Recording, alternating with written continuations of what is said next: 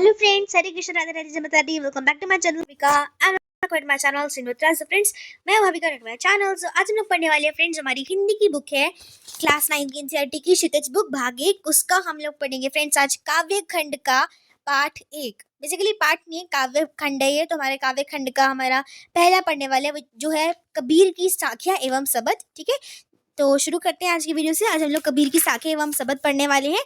ठीक है फ्रेंड्स, तो शुरू करते हैं फटाफट से कबीर की साखियां एवं शबद से। ठीक है, इसमें मैं आपको जो भी हमारी साखियां और शबद है उनके मैं आपको अर्थ बताऊंगी अच्छे से, और मैं आपको अच्छे से एक्सप्लेन भी करूंगी, और हम क्वेश्चन आंसर्स भी सॉल्व करेंगे। ठीक है, तो शुरू करते हैं, स्टार्ट करते हैं विद द वीडियो। ओके, सो आज हम पढ़ेंगे कबीर की साखियां क्लास 9 एनसीईआरटी हिंदी बुक क्षितिज। ठीक है, शुरू करते हैं या ओके। सो कबीर की साखियाँ, कि बेसिकली कबीर की साखियाँ क्या है। तो सबसे पहले जान लेते हैं हम जो हमारे कवि हैं कबीर जी, उनके बारे में कुछ जान लेते हैं हम। तो कबीर जी के जन्म और मृत्यु के बारे में अनेक किंवदंतियां प्रचलित है। तो बेसिकली जो हमारे कबीर जी हैं उनके जन्म और मृत्यु के बारे में ना काफ़ी सारी किंवदंतियां प्रचलित है। ठीक है, कहा जाता है कि सन 1398 में काशी में उनका जन्म हुआ था, और सन 1518 के आसपास उनका देहांत हो गया। ठीक है, बेसिकली काशी के गांव में काशी की जगह है, वहाँ पे उनका जन्म हुआ था। ठीक है, 1398 में। ठीक है, और 1518 यानी 1518 में के आसपास उनका देहांत हो गया था, अर्थात उनकी डेथ हो गई थी।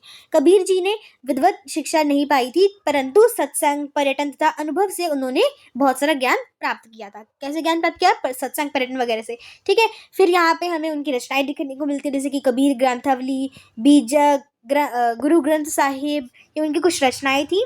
ठीक है फ्रेंड्स, और धार्मिक खंड भी उन्होंने बहुत सारे करे हैं। अब स्टार्ट करते हैं हमारे साखियों शबद है उनसे। लेकिन उससे पहले हम रीड करेंगे यहाँ पे जो हमारा पेज नंबर 71 है, आई गेस आके हो सकता है दूसरा, बिकॉज ये ओल्ड बुक का है, ओल्ड बुक का पीडीएफ है ये। ठीक है, तो आपकी न्यू बुक होगी। ओके, सो अब यहाँ पे हम पढ़ते हैं इसकी समरी। एक बार समरी देख लेते हैं कि समरी क्या है इसकी। ये जो छोटी समरी दे रखी है ना, ये छोटी सी जो मैंने दे रखी है, इसको हम समरी बोलते हैं फ्रेंड्स। ठीक है, ये समरी होती है टाइप की, तो इसको एक बार रीड कर लेते हैं। तो यह संकलित साखिया में प्रेम का महत्व, सत्संग, संत के लक्षण, ज्ञान की महिमा, ठीक है, बाडंबरों का विरोध आदि भावों का उल्लेख हुआ है। तो ये जो हम पढ़ने वाले हैं साखियां, इनमें क्या है, साखियों में लिखा क्या है, कबीर जी ने प्रेम का महत्व लिखा कि प्रेम का महत्व क्या होता है, संत के लक्षण क्या होते हैं, ज्ञान की महिमा क्या होती है, और भंडारों और बाडंबरों का विरोध किया है इन्होंने, और आदि भावों को भी उल्लेख किया है इसमें। ठीक है, पहले शब्द यानी पद में बाडंबरों का विरोध एवं अपने भीतर की ईश्वर की व्यक्ति का संकेत है। कि बेसिकली पहले जो साखी हमारी उसमें उन्होंने कबीर जी ने ना भावों को व्यक्त किया है, भावों को व्यक्त किया है। कौन से भावों को व्यक्त किया है? बेसिकली ईश्वर के भावों को, कि ईश्वर के प्रति बातें बताई हैं। ठीक है, और दूसरा उन्होंने ज्ञान की आंधी के बारे में बात की है। ठीक है, फिर कबीर जी कहते हैं कि ज्ञान का सहायता से मनुष्य अपनी दुर्बलताओं से मुक्त होता है। कि जो कबीर जी ने कहा है कि बेसिकली ज्ञान की सहायता से, कि जब हमें ज्ञान प्राप्त हो जाता है ना, तो उसे क्या करते हैं हम लोग, तो जो मनुष्य होता है वो अपनी दुर्बलताओं से मुक्त हो जाता है। ठीक है, फटाफट से शुरू करते हैं। 3 मिनट्स की वीडियो तो यहीं पे होगी। चलो जी, फटाफट शुरू करते हैं साखियों से। पहला साखी पढ़ते हैं और इसका अर्थ भी आपको मैं एक्सप्लेन करूंगी। तो पहली साखी है हमारी, मान सरोवर सुभर जल, हंसा केली कराही, मुक्ता फल मुक्ता चुगई, अब उड़त ना जाही। तो क्या कहते हैं साखी, पहली साखी में कबीर जी हमारे कहते हैं कि इस पंक्ति में कबीर जी ने मनुष्य की तुलना हंसों से करते हुए कहा है। ठीक है, कि मान सरोवर सुभर जल, ठीक है, मन रूपी सरोवर, कि बेसिकली कबीर जी क्या कहते हैं, देखो पहले तो आपको मतलब बता देती हूँ इन शब्दों का अर्थ क्या है। ठीक है, मान सरोवर मतलब मन रूपी सरोवर। ठीक है, मन रूपी सरोवर, सरोवर का मतलब क्या होता है, तालाब। मन रूपी सरोवर मतलब तालाब, कि मन रूपी सरोवर, सुभर जल, हंसा मतलब हंस, केली कराही मतलब खेल रहे हैं, मुक्ता फल मुक्ता चुगई, कि वे मोती चुग रहे हैं, अब उड़ई उड़त ना जाही, कि वो उड़ के जाना नहीं चाहते। अब पूरे को समझते कि क्या है। तो पहली साखी में हमारे कबीर जी कहते हैं कि बेसिकली पहली साखी में ना कबीर जी ने मनुष्य जो है, हम इंसान जो है, मनुष्य जो है, उनकी तुलना हंसों से करते हुए कहा है कि हम मनुष्यों की तुलना हंसों से करिए, और कहते हैं कि जिस तरह हंस मान सरोवर में खेलते हैं और मोती चुगते हैं, ठीक है, मुक्ता फल मुक्ता चुगे, कि बेसिकली मोती चुगते हैं। ठीक है, कि जिस प्रकार जो हमारे ये हंस हैं वो खेलते हैं, हंस क्या कर रहे हैं, हंस कहते हैं कि बेसिकली जिस तरह हंस मान सरोवर में खेलते हैं, मानसरोवर में खेलते हैं और मोती चुगते हैं, वे उसे छोड़कर कहीं नहीं जाना चाहते। ठीक है। अब या फिर आप ये लिख सकते हो कि मन रूपी सरोवर में हंसा आत्मा रूपी हंस खेल रहे हैं। आप ये भी लिख सकते हैं कि मन रूपी सरोवर में आत्मा रूपी हंस खेल रहे हैं, वे मोती चुग रहे हैं और अब वहां से उड़ के कहीं नहीं जाना चाहते। ठीक है। और अब इसे रिलेट कैसे किया उन्होंने हम मनुष्य से कैसे रिलेट किया है, तो ठीक उसी तरह मनुष्य भी जो है वो जीवन की माया जाल में बंध जाते हैं और इसे ही सच्चाई समझने लगते हैं कि जो मनुष्य है ना, हम लोग, वो भी हम क्या है, हमारा जो जीवन है वो माया जाल में बंधा हुआ है और हम लोग इसी को सच्चाई समझने लगते हैं। ठीक है। तो ये बात कही है कबीर जी ने। एक बार मैं दोबारा से पूरा एक्सप्लेन कर देती हूँ आपको, अच्छे से बताऊंगी कि आप लिख सकते हो अगर आपको एग्जाम में आ जाता है। सपोज आता है कि आपको भावार्थ लिखने हैं, ओके, किसी किसी के नहीं भी आते स्कूल में, किसी किसी के आते हो तो सुन लो अच्छे से एक बार, ताकि फिर आप एग्जाम में अच्छे से उसके क्वेश्चंस भी सॉल्व कर सको। तो क्या कहते हैं कि इस पंक्ति में कबीर जी ने कहा है कि जो हमारे हंस हैं, ठीक है, कि मन रूपी सरोवर में आत्मा रूपी हंस खेल रहे हैं, वे मोती चुग रहे हैं और अब उड़ के नहीं जाना चाहते। उसी तरह जो मनुष्य हैं वो भी अपने जीवन के माया जाल में बंध जाते हैं और इसे ही सच्चाई समझने लगते हैं। ठीक है फ्रेंड्स, क्लियर है फर्स्ट वाला। स्टार्ट करते हैं सेकंड साखी से। दूसरी साखी है हमारी, प्रेमी ढूंढत में फिरऊ, प्रेमी मिले ना कोई, प्रेमी को प्रेमी मिले सब विष अमृत होई। अब इसमें क्या कहते हैं, इसमें कबीर जी हमारे कहते हैं कि भी देखो यहाँ पे ना वो क्या कह रहे हैं, प्रेमी ढूंढत में फिरे, कि वो प्रेमी को ढूंढ रहे हैं। और यहाँ पे प्रेमी कौन है, कबीर जी कहते हैं कि मैं प्रेमी को ढूंढ रहा हूँ। प्रेमी कौन है यहाँ पे, ईश्वर, भगवान जी को कह रहे हैं। ठीक है, ईश्वर को कह रहे हैं, ईश्वर को कह रहे हैं यहाँ पे प्रेमी, ईश्वर। ठीक है, भगवान जी को कह रहे हैं, ईश्वर को कह रहे हैं कि भाई ईश्वर जो है प्रेम, जो भगवान जी है हमारे, जो ईश्वर है, उनको प्रेमी बोला है कि प्रेमी ढूंढे में फिरे, प्रेमी मिले ना कोई। कि भाई कबीर जी ना एक ऐसे इंसान को ढूंढ रहे हैं, एक ऐसे व्यक्ति को ढूंढ रहे हैं जो भगवान से सच्चा प्रेम करता हो, भगवान जी से सच्चा प्रेम करता हो। जैसे कि मीरा थी ना, कृष्ण जी से बहुत प्रेम करती थी मीरा, इंसानी थी वो भी। प्रेमी मिले ना कोई, लेकिन उन्हें कोई प्रेमी मिला ही नहीं। प्रेमी को प्रेमी मिले सब विष अमृत होए, कि यदि प्रेमी को प्रेमी मिल जाते तो सारे जो विष है वो अमृत में बदल जाता। ठीक है, अब इसे अच्छे से हम अच्छे से मैं डिस्क्राइब करती हूँ और इसे समझते हैं अच्छे से। ठीक है, तो क्या कहते हैं कि यहाँ कबीर जी कहते हैं कि प्रेमी यानी ईश्वर को ढूंढना बहुत मुश्किल है। ठीक है, कि प्रेमी को ढूंढना, ईश्वर को ढूंढना बहुत मुश्किल है। वे उन्हें ढूंढते हैं परंतु उन्हें वे मिलते ही नहीं। कबीर जी भगवान को ढूंढते हैं यानी प्रेमी को ढूंढते हैं, परंतु जो प्रेमी है वो उनको मिल ही नहीं रहे कबीर जी को।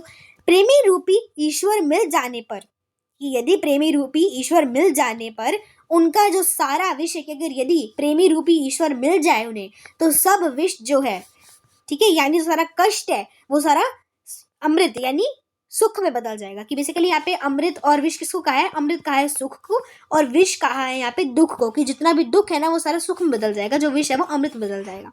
ठीक है, तो स्टार्टिंग से दोबारा पढ़ते हैं एक बार। क्या कहते हैं कि कबीर जी कहते हैं कि यदि जो हमारे प्रेमी यानी ईश्वर जो है उनको ढूंढना बहुत मुश्किल है, वे उन्हें ढूंढते हैं परंतु उन्हें नहीं मिलते। प्रेमी रूपी ईश्वर मिल जाने पर उनका सारा विष यानी जो कष्ट है वो अमृत यानी सुख में बदल जाएगा। ठीक है, अब आगे शुरू करते हैं, थर्ड साखी से शुरू करते हैं। तीसरी साखी है हमारी, हस्ती चढ़िए ज्ञान को सहज दुली जडारी, स्वाद रूप संसार में भूखन भेजक मारी। ठीक है, इसमें क्या कह रहे हैं कि हस्ती का मतलब होता है हाथी। ठीक है, सहज दुलीचा बिछाना। ठीक है, स्वान रूप संसार में भूखन रेजक मारी। भूखन यहाँ पे बेसिकली डॉग्स होते हैं ना, डॉग्स कुत्तों, उनसे की जा रही है तुलना। ठीक है, ओके, नाउ स्टार्ट करते हैं। अगर कोई बात गलत लगे आपको तो प्लीज दोष में मुझे मत देना, क्योंकि यहाँ मैं उसका हिंदी बता रही हूँ जो कबीर जी ने लिखा है। ठीक है, अच्छा जी शुरू करते हैं। अब क्या कहते हैं कि बेसिकली यहाँ कबीर जी कहना चाहते हैं कि जो व्यक्ति है ना, व्यक्ति को ज्ञान रूपी हाथी की सवारी करनी चाहिए। हस्ती चढ़िए ज्ञान को, कि जो व्यक्ति है, जो इंसान है ना, उसको क्या करनी चाहिए, ज्ञान रूपी हाथी की सवारी करनी चाहिए। मतलब इतना ज़्यादा ज्ञान होना चाहिए, जितना ज़्यादा हाथी इतना बड़ा होता है ना, उतना ही ज्ञान हमें रखना चाहिए, कि बहुत सारा ज्ञान प्राप्त करना चाहिए हमें। ठीक है, ज्ञान रूपी हाथी की सवारी करनी चाहिए और सहज साधना रूपी दुलीचा बिछाना चाहिए। सहज दुलीचा डाली, की सहज साधना रूपी दुलीचा बिछाना चाहिए, साधना होनी चाहिए आपके अंदर। ठीक है, स्वान रूप संसार में भूखन भेजक मारी, की फिर क्या कहते हैं, संसार की तुलना स्वान रूप संसार में। ठीक है, अब उस जो संसार है ना उसकी तुलना कुत्तों से कर रहे हैं। ये कुत्तों से की गई है कि जो आपके ऊपर भोंकते रहेंगे, जिसको आपको अनदेखा करके चलते रहना है। ठीक है, एक दिन वे स्वयं चुप हो जाएंगे, क्योंकि बेसिकली यहाँ पे ना उन लोगों की बात की जा रही है। यहाँ पे कुत्तों से रिलेट किया गया है। ठीक है, कुत्तों से रिलेट किया गया है, तुलना की गई है इंसानों की।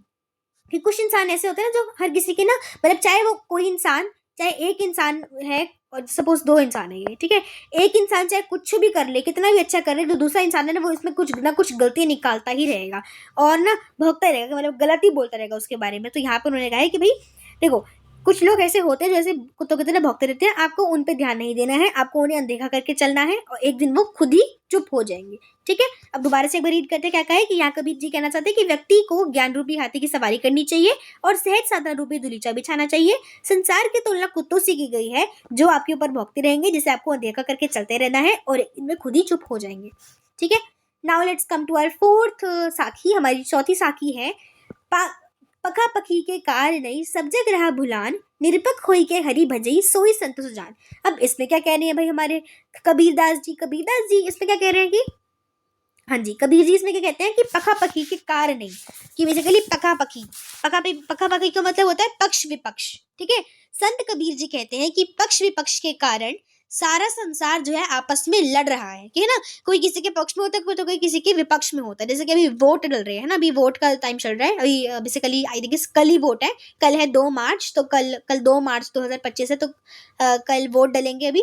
एंड यहाँ पे कुछ ऐसी भी है जिसके लिए जो हर एक पॉलिटिकल पार्टी है वो क्या है, एक दूसरे के पक्ष विपक्ष में होगी, है ना। कोई इंसान किसी के पक्ष में है, कोई इंसान किसी के विपक्ष में भी हो सकता है। तो बेसिकली वही है, पक्ष विपक्ष के कारण जो सारा संसार है ना वो आपस में लड़ता रहता है, ठीक है। यही कहा है उन्होंने कि पका पकी के कारण नहीं, पक्ष विपक्ष के कारण सब जग रहा भुलान, कि सारा जग जो है वो भुलान हो गया, मतलब भूल गया है।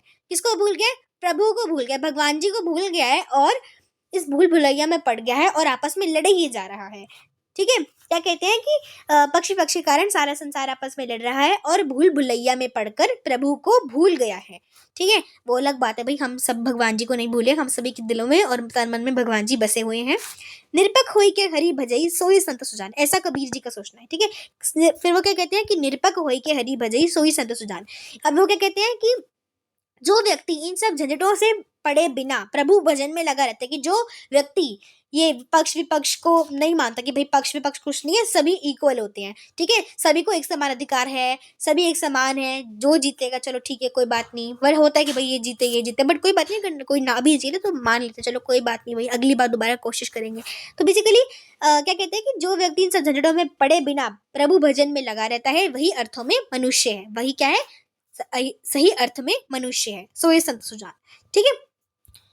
ओके, तो बेसिकली क्या कह रहे हैं कि संत कबीर जी कहते हैं कि पक्ष विपक्ष के कारण सारा जग जो है वो आपस में लड़ रहा है और एक दूसरे को तो क्या कर रहा है, भूल भुलैया में पड़कर प्रभु को भूल गया है। प्रभु और जो व्यक्ति इन सब झंझटों से पड़े बिना प्रभु भजन में लगा रहता है वही सभी अर्थों में मनुष्य है, ठीक है। अगला आता है 5वां साखी। 5वें साखी में हमारे कबीर जी के कहते हैं, चलिए देखते हैं। तो 5वीं साखी में कहते हैं, हिंदू मुआ राम कही मुसलमान खुदाई, कहे कबीर सो जीवती जो दुहू की निकटी ना चाई।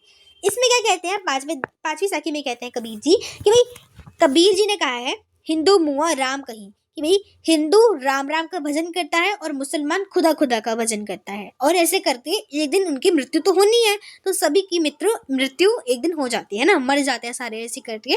तो जो कहे कबीर सो जीवतई जो दुसू के तो दुहू के निकट ही ना जाए, कि बेसिकली जो इन दिनों ही बातों में अपने आप को, जो इन बातों से अपने आप को अलग रखता है, कि जो मानता है कि भाई भगवान एक ही होते, इवन मैं भी ये मानती हूँ कि भाई सभी भगवान जी, हम भाई देखो मैं भी सभी रीजन्स को, रिलीजन को रिस्पेक्ट करती हूँ एंड सभी को आदर सम्मान देती हूँ, ठीक है।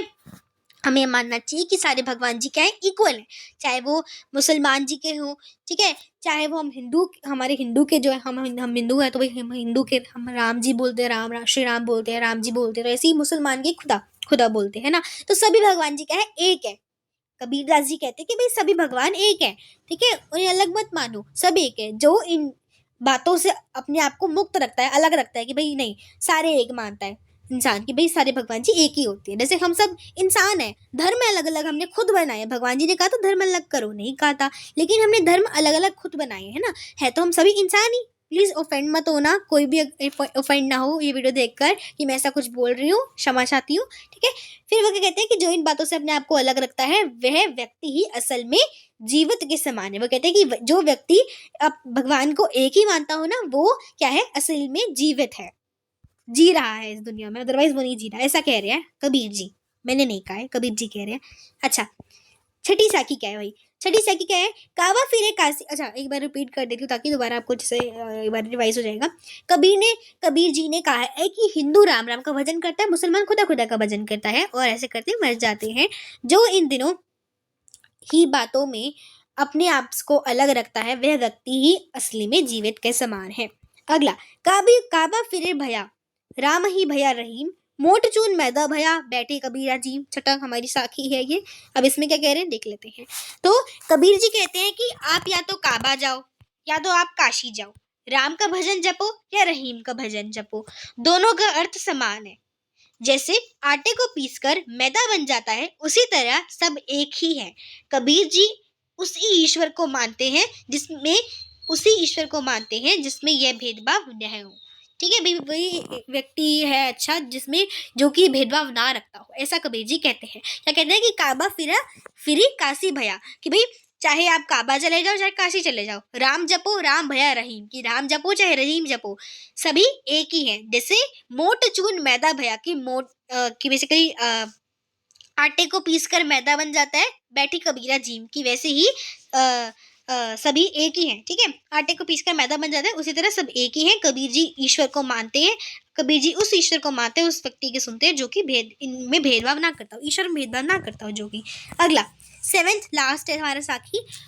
ऊंचे कुल का जन्मिए, जो करनी ऊंच न कोई, सुबरन कलश सुरा भरा, साधु निंदा हुई। अब वो क्या कहते हैं कि भाई इसमें ये भी बहुत अच्छे साखी है, हमें काफी कुछ सिखाता है ये भी, कि भाई ऊंचे कुल का जन्मी है, भले ही आपने ऊंचे कुल में, बड़े रिच परिवार में, बहुत ही अमीर परिवार में आपने जन्म लिया है, बड़े ऊंचे कुल में जन्म लिया है, बड़े रिच परिवार में जन्म लिया है, ठीक है, जे करनी ऊंच न होई, यदि आप अच्छे कर्म नहीं करोगे, गलत कर्म करोगे, तो सुबरन कलसुरा भरा, साधु निंदा हुई। तो बेसिकली फिर वो क्या कहते हैं कि बेसिकली आप अगर गलत काम कर रहे हो, भले जितने भी आप रिच हो, चाहे कितने भी अमीर हो, बहुत ज़्यादा अमीर हो आप भले, ठीक है, लेकिन अगर आप अच्छा काम नहीं करते, अच्छे कर्म नहीं करोगे, तो ठीक है, तो क्या होगा कि वही एक, तो बेसिकली आप एक सोने के कलश के समान हो। ठीक है, सोने के कलश मतलब बेसिकली अमीर हो, सोने के कलश के समान हो, जिसमें शराब भरने जैसा है। सज्जन व्यक्ति उसकी निंदा हमेशा करते हैं, साधु निंदा होई, कि बेसिकली सज्जन लोग हमेशा उसकी निंदा ही करेंगे। तो इसमें क्या बोला गया है कि कबीर जी कहते हैं कि ऊंचे कुल में जन्म लेने के बावजूद अगर आप अच्छे काम नहीं करोगे, कर्म नहीं करोगे, तो आप एक सोने के कलश में शराब के समान भरने जैसे हो, सज्जन व्यक्ति उसकी निंदा ही करेगा।